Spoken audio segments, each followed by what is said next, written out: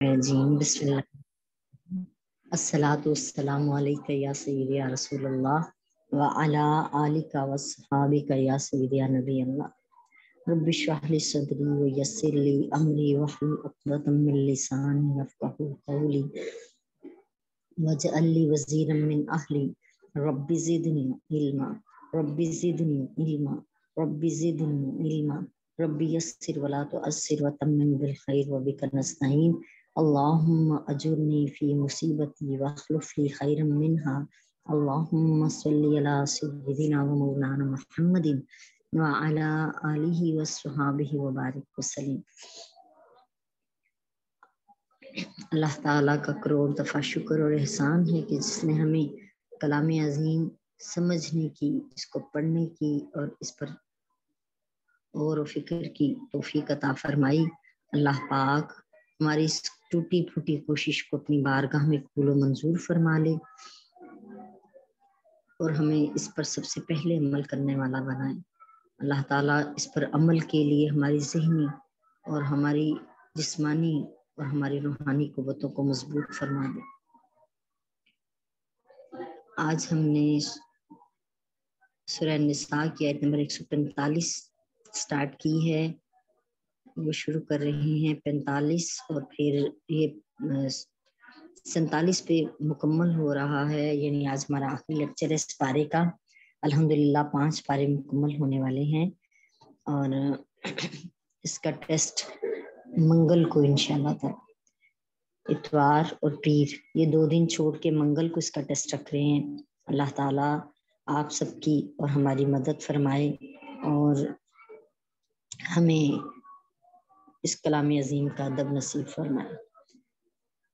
وہ باجیاں جو پڑھے بغیر ٹیسٹ دیتی ہیں ان سے درخواست ہے اور خدارا اپنی جیسے ہم ہر کام کے لیے کوشش کرتے ہیں، اس کے لیے بھی ہمیں چاہیے کہ ہم پوری حجت کے ساتھ قرآن کھولیں اور پچھلی ریکارڈنگز کھولیں اور ان کو سنیں، سن کر ان کے ہنٹ سنائیں، پوائنٹ سنائیں اور بات کو سمجھیں، غور و فکر کریں اس پہ اور پھر اس کو اچھی تیاری، بس رات بھر کوشش کریں تیاری کرنے کی تاکہ جو ہے پوری حجت جو اس کا حق ہے قرآن کا وہ ہم ادا کریں۔ اللہ تعالیٰ آپ کے اور میرے راستے آسان فرما دے اور ہم اس کلام عظیم کا حق ادا کرنے والے بن جائیں۔ سورہ نساء کی آیت نمبر 145۔ اعوذ باللہ من الشیطان الرجیم بسم اللہ الرحمن الرحیم۔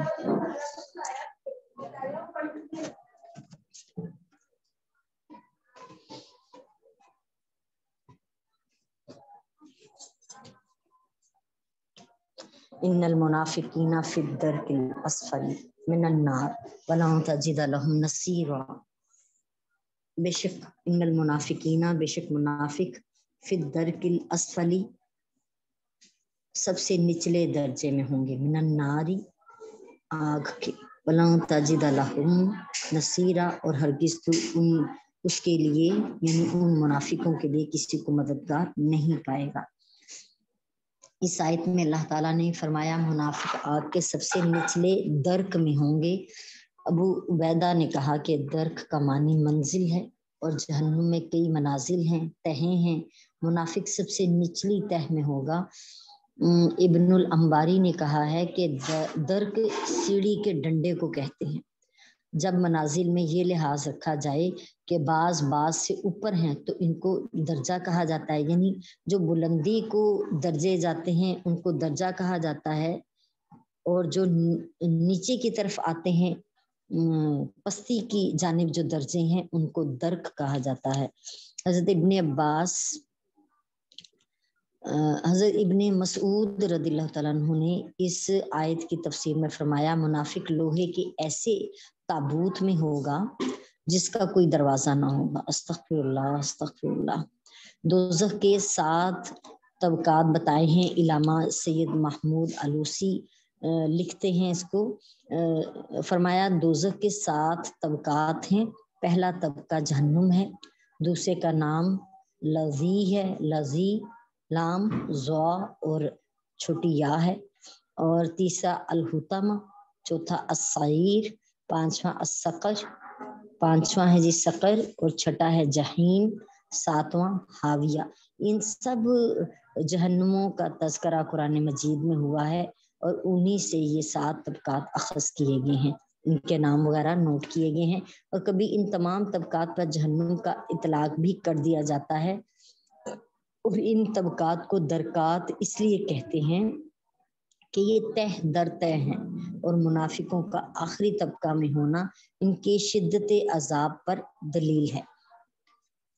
इमाम मोहम्मद बिन इस्माइल बुखारी रहमतुल्लाह अलैह लिखते हैं जी, सही बुखारी शरीफ में हदीस से पाक है, हजरत अब्दुल्ला बिन उम्र रदियल्लाहु ताला अन्हुमा बयान करते हैं कि नबी करीम सल्लल्लाहु अलैहि वसल्लम ने फरमाया, जिस शख्स में 4 खसलतें हों वो खालिस मुनाफिक होगा, और जिस शख्स में इनमें से कोई एक खसलत हो तो इसमें नफाक की खसलत होगी, हत्ता कि वो इस खसलत को छोड़ दे। वो 4 खसलतें क्या हैं? नंबर 1, जब इसके पास इमानत रखी जाए तो वो इसमें खयानत करे। नंबर 2, जब बात करे तो झूठ बोले। नंबर 3, जब वादा करे तो वादा खिलाफी करे। और नंबर 4, जब झगड़ा करे तो बद कलामी करे। और एक इसी तरह हदीस में पढ़ा जिसमें उन्होंने बद कलामी की जगह गाली गलोच करे, झगड़ा करे तो गाली गलोच करे, ये वर्डिंग यूज की गई थी। बज़ाहिर इस हदीस से मालूम होता है कि जिस मुसलमान में ये चारों खसलतें पाई जाएं वो खालिस मुनाफिक होगा, और जिस शख्स में इनमें कोई एक खसलत पाई जाए इनमें नफाक की खसलत होगी। जो मुहद्दिसीने कराम हैं उन्होंने इस हदीस से कुछ चीज़ें अखज़ की हैं। नंबर 1 ये कि ये इलामत नबी करीम अलैहिस्सलाम के दौरे मुबारक के साथ मखसूस थी, क्योंकि नबी करीम अलैहिस्सलाम तो वही के नूर से लोगों के दिलों के हाल पर आगाह थे और आप जानते थे कौन मुनाफिक है कौन मुनाफिक नहीं है। क्योंकि ये गैब नबी करीम अलैहिस्सलाम के साथ मखसूस था, इसलिए आपने अपने सहाब को ये निशानियां बताई ताकि वो इन इलामतों से मुनाफिकों को पहचान ले और इनसे एहतराज करें। और आपने मुय्यन करके नहीं बताया कि फला फला मुनाफिक है, ताकि फितना पैदा ना हो और ये लोग मुर्तद होकर मुश्रिकीन के साथ ना मिल जाए। दूसरा जवाब ये है कि इस हदीस का मुकाम महमल ये है कि जो शख्स हलाल और जायज समझकर ये 4 काम करे वो मुनाफिक के हुक्म में ही आएगा। नंबर 3 है, जो शख्स इन औसाफ के साथ मुत्तसिफ हो वो मुनाफिकीन के मुशाबे हो जाएगा। और नबी करीम अलैहिस्सलाम ने मुनाफिक का ये ने फरमाया कि इस शख्स के बारे में है जो आदतन ये 4 काम करे, इसके बारे में नहीं फरमाया जिससे गलती से ये काम सरजद हो जाए। मुनाफिक उर्फ में मुनाफिक इस शख्स को कहते हैं जिसका जाहिर बातिन के खिलाफ हो। सो ऐसा शख्स उर्फन मुनाफिक हो जाएगा, शरन मुनाफिक ना होगा। लिहाजा ऐसे शख्स को काफिर करार नहीं दे सकते, ना ही फिर उस पर ऐसी वईद का जो है ना मुर्तकिब होगा। वो दीनी मामलात में ऐसे शख्स का हुक्म मुनाफिक का होगा और इसकी खबर मोतबर नहीं होगी, यानी उसकी गवाही कबूल नहीं की जा सकेगी। एक हदीस में इस आयत में अल्लाह ताला ने फरमाया, ए मुखातिब तू इनके लिए कोई मददगार नहीं पाएगा। इस आयत में मुनाफिकीन की मदद की नफी की गई है और इस तखसीस की उस वक्त मुमकिन होगी जब मुखलिस मुसलमानों की मदद और इनकी शफात की जा सकेगी। यानी ये इस चीज पे दलालत कर रहा है कि मुनाफिकीन की मदद नहीं की जाएगी लेकिन मोमिनीन की मदद की जाएगी।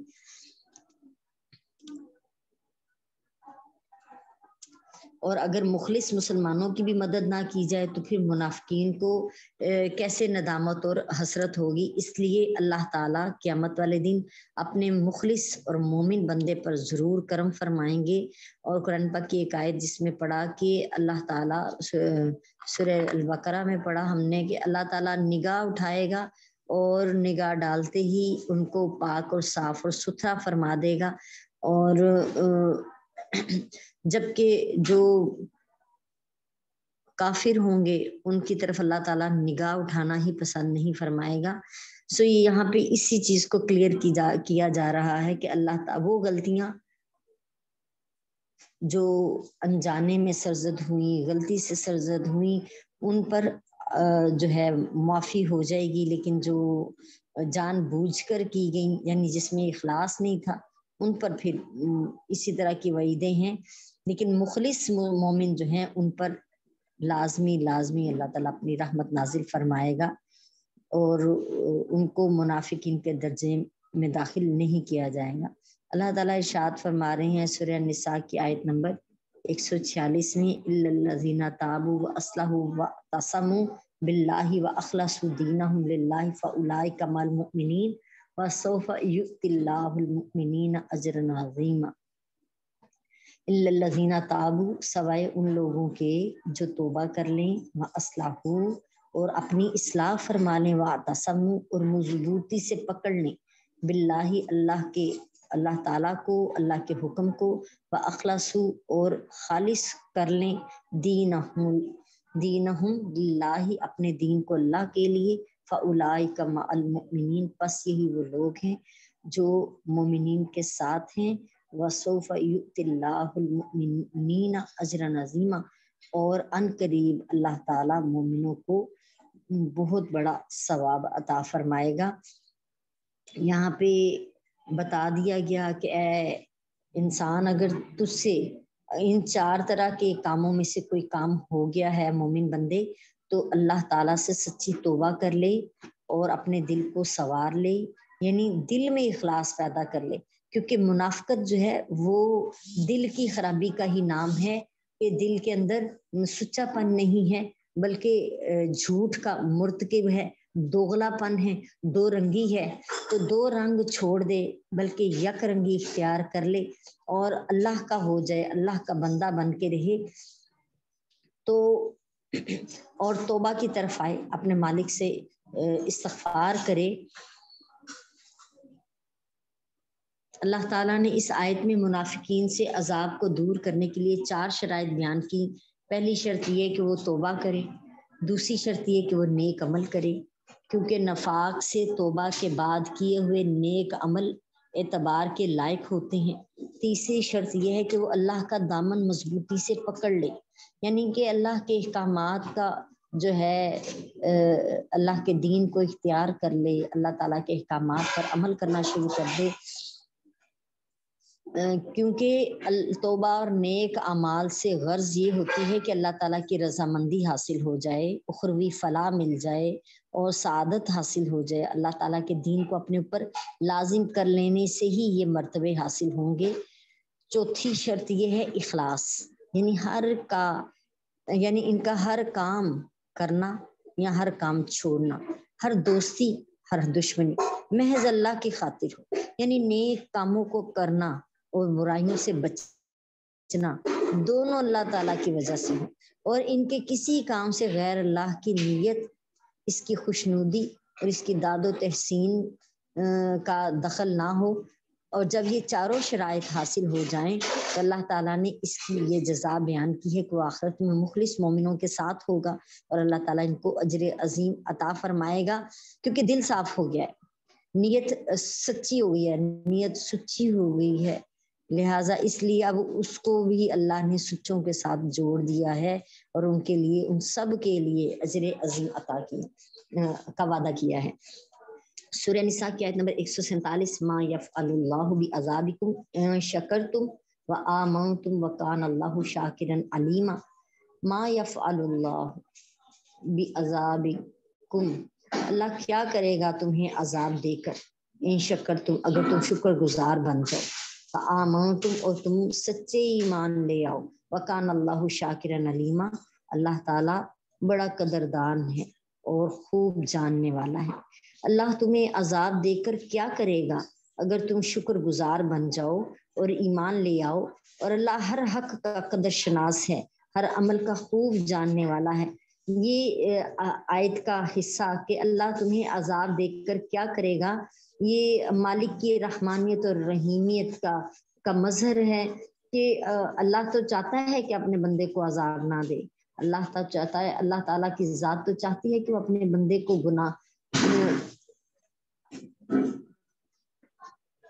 گناہوں سے بچا لے، لیکن بندہ خود اپنے نفس کی لالچ میں، مادیت پرستی میں، اپنی ذات کی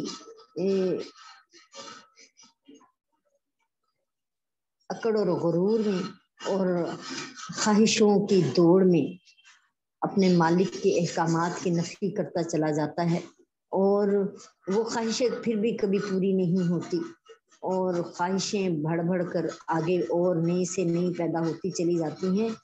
اس آیت میں بھی المنافقین سے ہی خطاب ہے، اور اس آیت میں یہ بیان کیا گیا ہے کہ منافقین کو عذاب دینے یا نہ دینے کا مدار صرف ان کے کفر پر ہے اور کسی چیز پر نہیں، کیونکہ اللہ تعالیٰ تم کو عذاب دے کر کیا کرے گا؟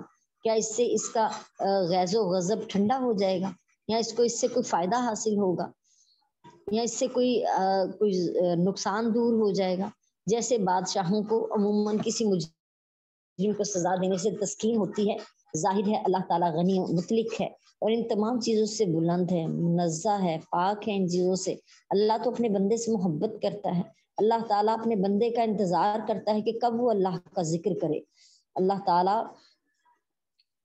فرما رہے ہیں یہاں پہ کہ منافقوں کو عذاب دینے کی وجہ ان کا نفاق ہے، ان کا دوغلا پن ہے، ان کی دو رنگی ہے۔ جب وہ نفاق سے توبہ کر لیں گے، ایمان لے آئیں گے، اللہ کا شکر ادا کریں گے، تو پھر اللہ تعالیٰ ان کو عذاب کیوں دے گا؟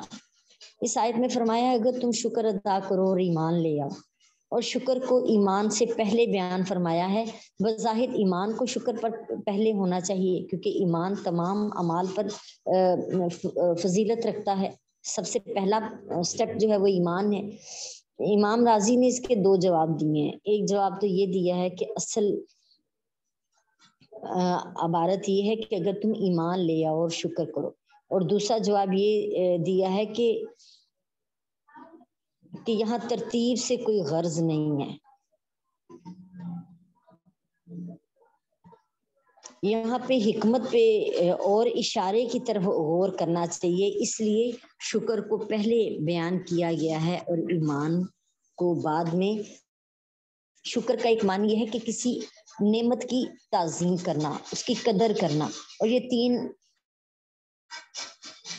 امور پر ڈیپینڈ کرتا ہے۔ پہلے اس شخص کو نعمت کی معرفت ہو، پھر نعمت کی معرفت حاصل ہو جائے تو اس کا ذہن کسی نہ کسی نعمت کو تلاش کرے تاکہ وہ اس کی تعظیم کرے، اور اس تلاش کے بعد جب وہ نعمت حقیقی تک جا پہنچے تو بے اختیار تعظیم کرتا ہوا اس کے آگے جھک جائے، اور یہی اللہ کا شکر ہے۔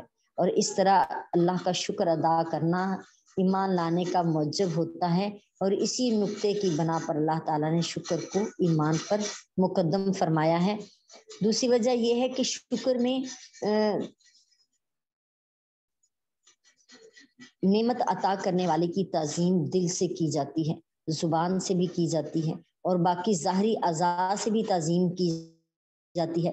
منافق کلمہ پڑھ کر زبان سے تو نعمت عطا کرنے والے کی تعظیم کرتا ہے، اور نماز پڑھ کر باقی اعضاء سے بھی تعظیم کرتا ہے، لیکن دل سے اللہ کی تعظیم نہیں کرتا، کیونکہ ان کے باطن میں کفر تھا۔ اس لیے اللہ تعالیٰ نے اس پر ان کو آگاہ کیا کہ وہ صحیح اور کامل ہو جائیں اور کاملیت کے ساتھ شکر ادا کریں۔ اگر وہ صحیح اور کامل شکر ادا کریں گے اور اخلاص کے ساتھ ایمان لے آئیں گے تو اللہ انہیں عذاب دے کر کیا کرے گا؟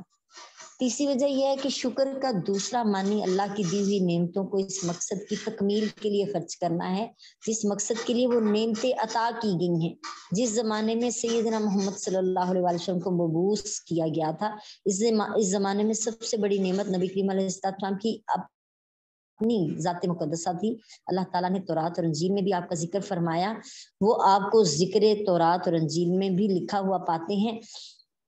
یہ آیت کا ترجمہ ہے جی سورہ اعراف کی آیت نمبر 183 सावन का। और इस नेमत का तकाजा ये था कि वो आप पर दिलो जान से ईमान ले आते और तन मन धन की बाजी लगाकर आप सरकार दो आलम अलैहिस्सलाम की अताअत और इत्तबा करते। जिस नबी के वसीले से हजरत आदम अलैहिस्सलाम की तौबा कबूल हुई, हजरत इब्राहीम अलैहिस्सलाम पर आग गुलजार बनी, हजरत इस्माइल अलैहिस्सलाम का गला जिसके नूर की बरकत से कटने से बच गया, हजरत इब्राहीम अलैहिस्सलाम ने जिसकी बेइज्जत की दुआ मांगी, हजरत मूसा अलैहिस्सलाम ने जिसकी उम्मती होने की तमन्ना की, हजरत ईसा अलैहिस्सलाम ने जिनके आने की बशारत दी, आलमे मिसाक में तमाम नबियों ने जिन पर ईमान लाने और जिनकी मदद करने का कौलो इकरार और वादा किया, अल्लाह इस वादे पर खुद गवाह हुआ। ऐसा अजीमुशान नबी अल्लाह ताला ने इनके अहद में पैदा किया। इनको चाहिए था कि वो इस जलील कदर और रफीउल मर्तबत नेमत पर अल्लाह का एहसान मानते और उसका बेपाया शुक्र अदा करते और इस अजीम शान नबी अकरम सल्लल्लाहु अलैहि वसल्लम पर इखलास से ईमान लाते और दिलो जान से उनकी तस्दीक करते। इसलिए फरमाया अल्लाह तुमको अजाब देकर क्या करेगा अगर तुम शुक्र अदा करो और ईमान ले आओ। और हमारी इस तकरीर से वाज़ेह हो गया कि इस आयत में शुक्र को ईमान पर मुकद्दम करने के क्या क्या राज हैं, क्या लताफत है, क्या बलागत है कि इतनी बड़ी नेमत से हम गाफिल हैं और अपने नफ्स के पीछे भाग रहे हैं। फिर शाकिरुन अलीम का रब्त क्या है? अल्लाह ताला ने फरमाया कि अल्लाह बड़ा शाकिर और अलीम है। अल्लाह ताला ने इशारे के तौर पर, इस्तारे के तौर पर शुक्र की जज़ा को भी शुक्र फरमाया है, यानी अल्लाह ताला तुमको शुक्र अदा करने की जज़ा देगा और सवाब अता फरमाएगा। अल्लाह ताला की लामहदूद और ऐसी इतनी नेमतें हैं कि जिनको शुमार नहीं किया जा सकता। इनका शुक्र कैसे अदा कर सकते हैं, बल्कि इसकी किसी एक नेमत का भी शुक्र अदा नहीं हो सकता। इसलिए फरमाया कि वो अलीम है, वो जानने वाला है कि महदूद इंसान लामहदूद नेमतों का शुक्र अदा नहीं कर सकता। वो अपने बंदे के इज्ज को जानने वाला है। वो जानने वाला है कि कौन इसकी नेमतों के मुकाबले में अपनी बेमायगी, कम हिम्मती और कसूर इबादत का एतराफ और इकरार करता है। और वो जानता है कि कौन इसकी नेमतों और इसके एहसानों का एतराफ करके इसके सामने नियाजमंदी और अतात से सर झुकाकर इसकी ताजीम बजा लाता है। वो खूब जानने वाला है कि कौन इसकी नेमतों की कदर करता है और इसके तकाजों को पूरा करता है। सो वो इसको इसके इस अमल की और इसके शुक्र अदा करने की जज़ा अता फरमाएगा। यहाँ भी बज़ाहिर पहले अलीम और फिर शाकिर का होना चाहिए था, जिक्र होना चाहिए था, लेकिन इसके बरअक्स तरतीब में भी इसी चीज का इशारा है कि जिस सिफ्त का बंदों पर असर मुरतब होना था, यानी शुक्र की जज़ा देना इसका पहला जिक्र था। और जिस सिफ्त में सिर्फ इसकी शान किबरियाई थी, जिसका सिर्फ इसके साथ ताल्लुक था, इसके बाद में जिक्र फरमाया। इसने बंदों का हक मुकद्दम रखा।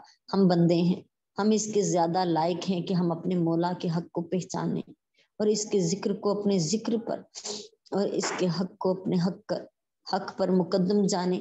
और अल्लाह की बारगाह में हमारी कोशिश भी कबूल है कि अल्लाह शाकिर है, यानी जो इंसान शुक्र करने वाला है और जो इंसान कोशिश करने वाला है, अल्लाह उसका कदरदान है। अल्लाह उसके उस कोशिश की कदर करता है और अल्लाह ताला उसके रास्ते खोलता चला जाता है। अल्लाह ताला हमें शैतान के शर से और हमारे इस नफ्स के शर से, इसके बुखल से, इसकी लालच से महफूज रखे और अल्लाह ताला हमें अपना बंदा बना ले। हम अपने मालिक से मुखलिस हो जाएं और वो मालिक की बेइंतहा बेशुमार अनायतें हैं जिनको हम पहचान नहीं पा रहे। अल्लाह ताला हमें उन नेमतों का शुक्र अदा करने वाला बना दे।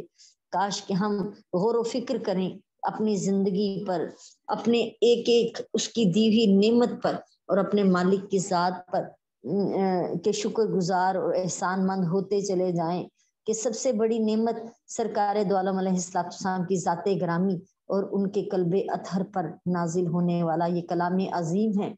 काश कि हम इन नेमतों की कदर करें और हम इन नेमतों का हक अदा करने वाले बन जाएं। बेशक कर नहीं सकते, लेकिन कोशिश करने वाले के लिए ही کوشش کرنے والے کا ہی اللہ تعالیٰ قدردان ہے۔ وما علینا الا البلاغ المبین، صدق اللہ العظیم۔ ایک مرتبہ پھر یاد کروا دوں، یہ اللہ ہی کا فضل ہوا ہے، اللہ ہی کا کرم ہوا ہے کہ اس نے یہ 5 پارے ہمارے مکمل کروا دیے ہیں، 5 سیڑھیاں ہم چڑھ گئے ہیں۔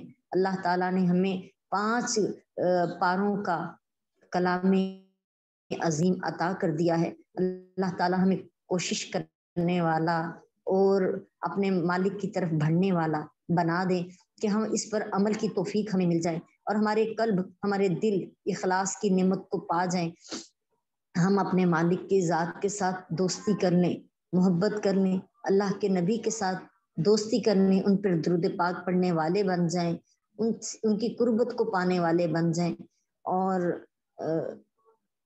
پوری حجت کے ساتھ جس علم کو اللہ نے ہم پر عطا کیا ہے، ہم اس قابل نہیں تھے کہ ہم 1 پارہ بھی پڑھ پاتے، اس نے ہمیں 5 پارے پڑھوا دیے، اس کے شکر ہوا، اس کا کرم ہوا، تو ہم اس نعمت کا شکر ادا کرنے والے بن جائیں اور سمجھیں اور اس پر عمل کریں۔ جو اتنی عظیم نعمت اس نے ہمارے لیے نازل کی ہے، وہ صرف وظیفہ نہیں ہے بلکہ وہ ہدایت ہے جس کے راستے پر ہم نے چل کے آخرت میں کامیاب ہونا ہے، دنیا میں آخرت میں کامیاب ہونا ہے۔ اللہ تعالیٰ ہماری اس ٹوٹی پھوٹی کوشش کو قبول فرما لے اور عمل کی توفیق عطا فرما دے، اور ہمیں ان لوگوں میں شامل نہ کرے جن کے بارے میں قرآن میں بتایا کہ ہم نے انہیں علم عطا کیا لیکن پھر یہ شیطان کے راستے پر چل پڑے۔ یہ علم ہمارے لیے غرور اور تکبر کا باعث نہ ہو، یہ علم ہمارے لیے جنت کے راستے کھول دے، صراط مستقیم پر چلنے کا باعث ہو جائے۔ منگل کو جی ٹیسٹ ہے، آپ سب کوشش کیجئے گا اور اتنا ٹائم ضرور دیں اس کلام عظیم